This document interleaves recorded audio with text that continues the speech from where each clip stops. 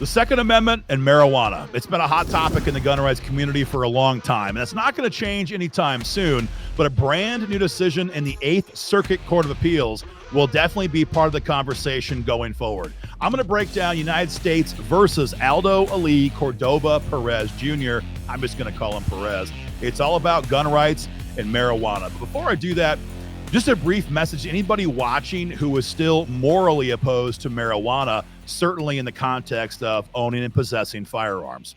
I want you to remember two things. Number one, like it, love it, or hate it, 44 states have now legalized marijuana for recreational or medicinal purposes. And we can't continue indefinitely where the states say you can own marijuana or possess marijuana, and the feds say if you do that and own a firearm, we're going to put you in prison. Something has to give. There needs to be a resolution to this problem sooner rather than later. And also, don't forget number two, and that is the Bruen case from the Supreme Court in 2022. The Bruen case, amongst other things, said the government has to show historical examples of a similar gun control law on the books when the Second Amendment was ratified to justify existing gun control laws today. And we simply don't have that in the context of marijuana. And so whether you're opposed to marijuana personally or not, I hope you can realize there are weighty constitutional issues that need to be resolved for gun owners in this context. So this case is, again, Perez versus United States government. And Perez was allegedly dealing methamphetamine in Des Moines, Iowa. The cops were watching him, and they watched his car pull into a bowling alley in Des Moines. They surrounded his car with their own cars. The cars were unmarked. The officers were in plain clothes, undercover. Perez said he was scared, and so he took off, and a vehicle pursuit ensued around Des Moines' southeast side. They finally got Perez in custody on the south side of Des Moines. Once the police got him in custody, they found a small bag of personal weight, personal use marijuana in Perez's pocket. They asked him if he had any guns, and he said no guns on his person, no guns in his car, but he said, I have a .22 rifle in my closet at home that I keep for self-defense. Now, you might be laughing about this, drug dealer claiming self-defense. I'm giving you the facts of the case as were revealed in the court documents. It's critical to note that Perez was not violent in any way with the officers on the scene. That's going to come up here in a few moments. In fact, Perez, they said, was jovial. He was making jokes. He asked one cop where he worked out, pointing to his biceps. The other cop, who was right behind him in the vehicle pursuit, Perez asked him where he learned to drive because he could not shake the officer in the vehicle pursuit. So he was making jokes. He was not being violent. He was taken into custody peacefully, at least after he ended the vehicle pursuit. He was charged with dealing methamphetamine, 2 counts of that, as well as having a .22 rifle while having marijuana on his person. The police went to his home, seized a .22 rifle. That was the basis of that charge. It's important to note that at trial, Perez was found not guilty of dealing any narcotics at all. The only thing he was actually convicted of in district court, federal district court, was having marijuana while possessing a .22 rifle.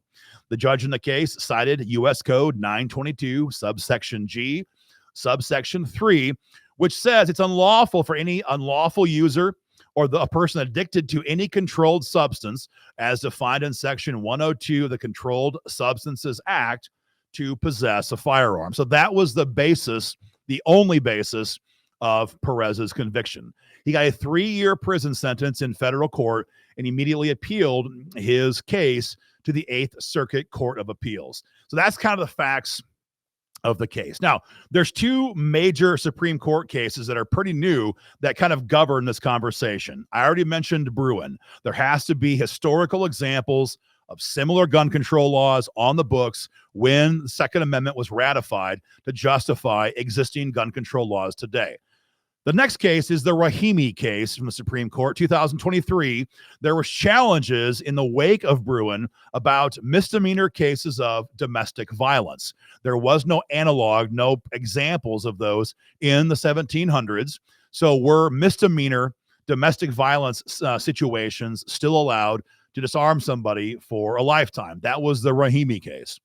In the Rahimi case, the court, rightly or wrongly, modified the Bruin case and said that guns could be taken away from people even if there was no historical examples if the case involved violence or any kind of crime of violence.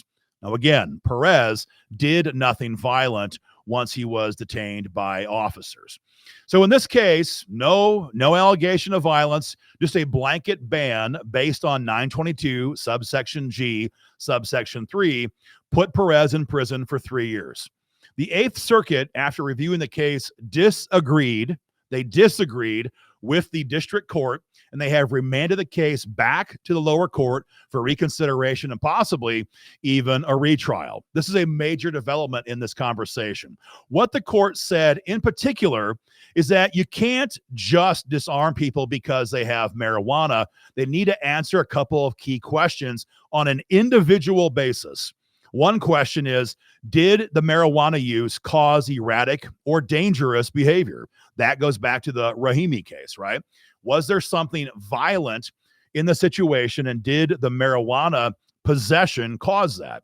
The other way of justifying this, according to the Eighth Circuit, is does the behavior somehow classify the person as a special danger? They pointed back to the mentally impaired laws of the founding of the country and said certain drugs may make somebody just blanket so dangerous that he or she could be disarmed just because they have those types of drugs, like PCP, for example. Judge Jane Kelly said, quote, "The proper question is whether Cordova Perez's marijuana use caused him to act in an outwardly erratic or aggressive manner that would, in context, be reasonably perceived as disturbing or dangerous to others." Now, the government argued that Perez's vehicle pursuit was dangerous. He could have harmed somebody else. He could have caused harm to the police who were pursuing him. They argued that was dangerous. Now, of course, it is dangerous. That's not in dispute. What the court said, though, was that you have not proven how the marijuana in his pocket caused the dangerous behavior. Was that pursuit dangerous? Of course. But that is not necessarily caused by the marijuana. They said, quote, "We have already held that without more information, basically, neither drug use generally nor marijuana use specifically automatically extinguishes an individual's Second Amendment right." That's what the court said.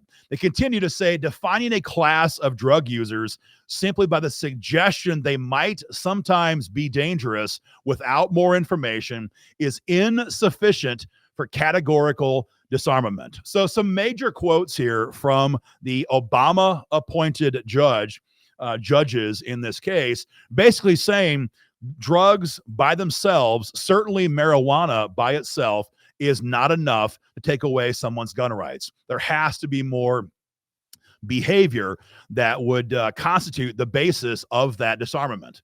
But it's not quite so crystal clear. The court also said the drugs themselves may make a person violent despite any outward aggression.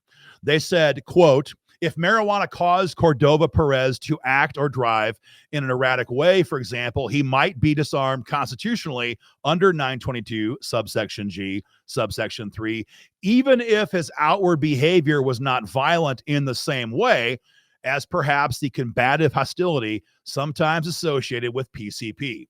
They're referring to his driving. So Perez could be calm, but his driving could be erratic because of his narcotics, and that might be enough to take away his gun rights. The problem is, nowhere in the trial court phase did the government prove that Perez's behavior was caused by the marijuana.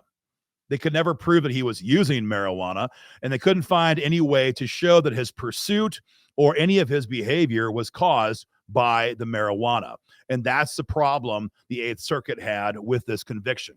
The Eighth Circuit earlier this year, just in February, also ruled in the Cooper case that 922 G3 cannot be broadly applied without an individual showing of dangerous behavior. Now, this differs substantially from the Third Circuit, which said that the federal government does not have to prove individual circumstances.